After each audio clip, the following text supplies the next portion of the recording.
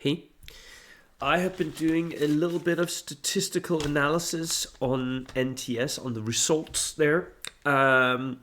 Just because there's something about V3 that's still messing with my mind, and I wanted to gain a little bit more insight into some of the nitty gritty things of what is actually happening at tournaments. Now, this is not statistically valid, but I do have indications that are sort of interesting. So, the first thing I calculated was, is it worth it to be maneuverable or to be passive gunliney in V3 when you have tables that have more terrain than they used to have? Because the tables at NTS were almost all of them more filled with terrain than they would have been in version 2. So they are the new standard tables of what I promote on this channel. That was what I saw at NTS. So maneuver or sitting back gunlining. Now, I divided all the armies at NTS into those two groups. An army that wants to maneuver, an army that wants to gunline. And it was basically more or less 50-50. There was a lot of armies that were a little bit more mixed bag.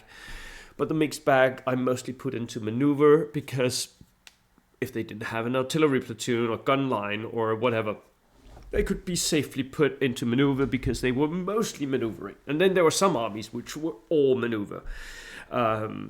So that was pretty easy. So not actually sitting down and analyzing how the individual players played the armies, but more how their build was. So that's a lot of caveats going into this. But it had an interesting result.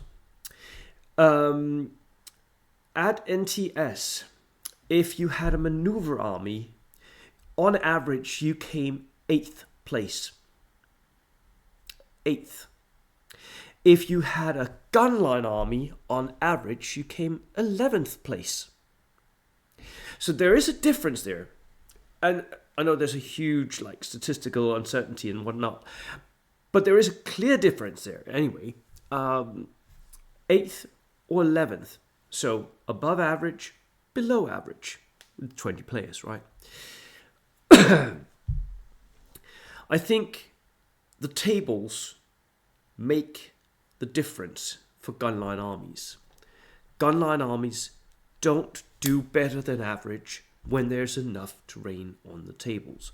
So we need to find the correct balance for the amount of terrain that's actually good for the game, so that everything don't devolve into gunline armies. And I think more or less at NTS we had it right in that respect.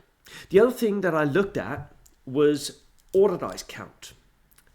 Does it matter whether or not you have a high Orderdice-count or a lower Orderdice-count? Is there a Goldilocks zone, and is that as high as you can go? So for NTS, you could go up to 20 order dice. 1100 points, 20 order dice max. That was ruled, right? So I set high order dice lists. That would be 19 or 20.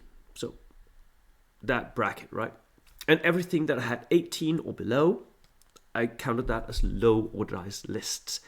Now, normally, I'd say that higher order dice lists have an advantage because they have the advantage of having more dice in the bag, right? They're more likely to get the dice when they want them. That's not necessarily what the stats show. For higher order dice counts,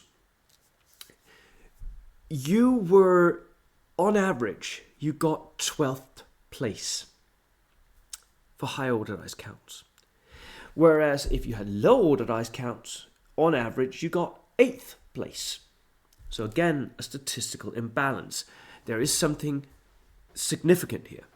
Now, I'm not saying everyone go and get yourself a 10 order dice German army with all the heavy panzers. That's not what I'm saying, although watch Andreas Rönne and he can play one of those. I'm just saying that I think there is a Goldilocks zone, and it's not necessarily as high as you can go. It is a little bit lower than that, where you get the right amount of order dice, but at the same time, the right amount of power in each unit and staying power in each unit and effectiveness in each unit. Potentially there's something there as well. All of this, again, huge caveats, players and all that. We don't know anything about that. This is just the raw stats of these two: maneuver, passivity, high order dice, low order dice. It's interesting, isn't it? Potentially we should be playing with, at 1100 points, 16 to 18 order dice. Yeah, that was my stats for you today. I hope you enjoyed it. See you next time. Cheers.